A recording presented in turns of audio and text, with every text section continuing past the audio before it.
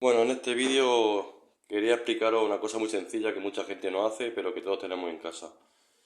Que cuando la puerta os chirría, pues simplemente echarle un poco de 3 en 1 en la bisagra y ya está. Pero como mucha gente no compra el 3 en 1, no lo tiene y no sabe cuál comprar, pues simplemente con una gotita solo de aceite de casa, aunque sea de oliva, no pasa nada porque una gota solo.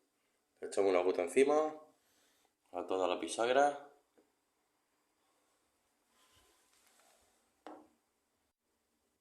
así. Vale. Y ahora abrimos la puerta un poco, que entre bien el aceite en la ranura.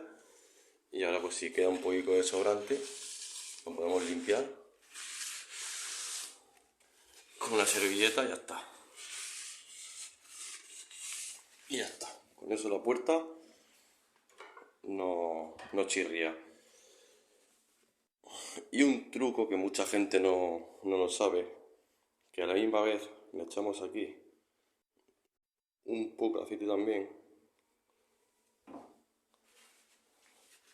Eliminamos el sobrante, se queda un poco en el suelo, ¿no? Le quitamos un poco el sobrante. Y eso simplemente hace que el resbalón, pues que cierre bien la puerta sin tener que dar portazo ni nada. Entonces, comprobamos ahora. Y mira qué suave. Mira, qué suave va.